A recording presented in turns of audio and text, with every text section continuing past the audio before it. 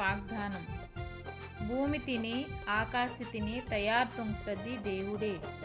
అందుసంకే దేవుడు మనకి సాయం తుంగితోండు.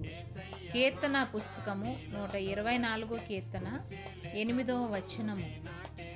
భూమి తిని ఆకాశ తిని మేమిని నానిని తయారుతుంటది దేవుడే గనక మీకు తప్పకుండా దేవుడు సాయం తుంగితోండు, తోడు మంచి నడిపిస్తోండు. ప్రార్థన.